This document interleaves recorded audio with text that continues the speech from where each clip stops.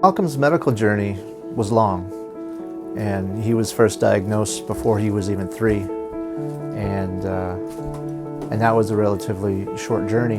But then he had a recurrence. The hardest time for me was just hearing that he had it a second time.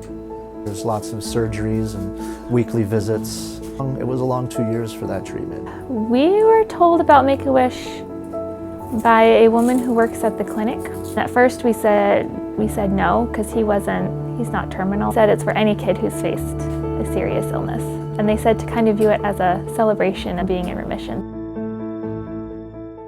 There was 2 ladies who were working with us. They met with us and asked questions about who he was and what he liked.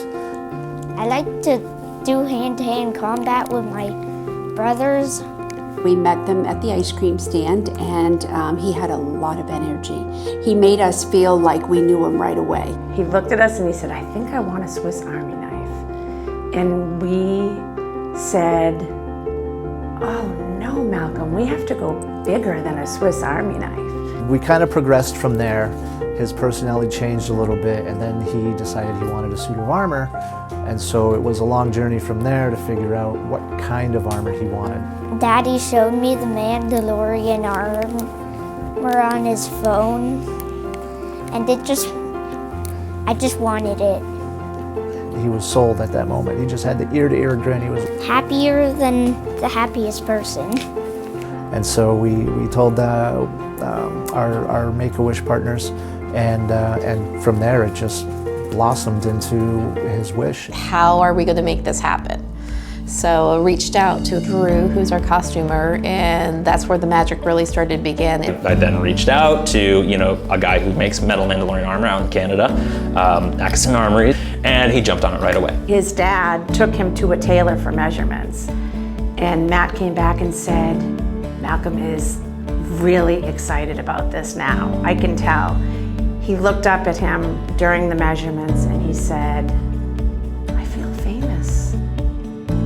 We were able to reach out to Tommy at Optiline to host a reveal. Michael Bolduc, my partner, and I have been involved with Make-A-Wish since 2017. We didn't hesitate, and the energy that it brings and the satisfaction of seeing the Wish kids is epic. It was a little surreal at first.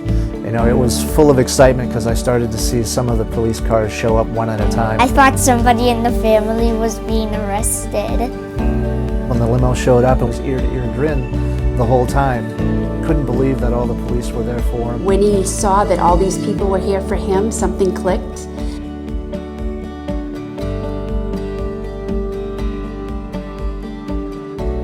Drew was walking me through the process of how to put the armor on him. He started to unpack everything from the crate. Even the crate had his own metal-plated name on it. On his right chest plate, there's a green ribbon, which is the ribbon for non-Hodgkin's lymphoma. I liked how metal-y it was. You could see him was a little shy at the beginning, but as soon as he put that armor on, it was a whole new child.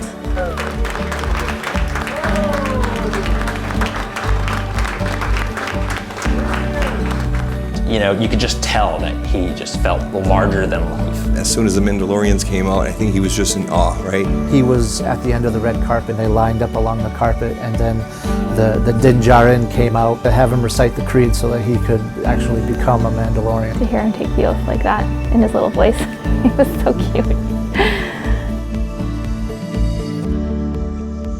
At that moment, he's not Malcolm, 7-year-old.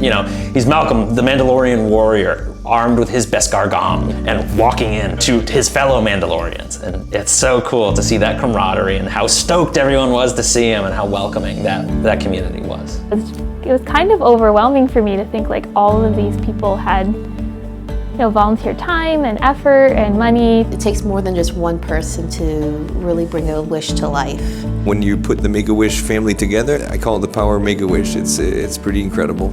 It's an unforgettable experience.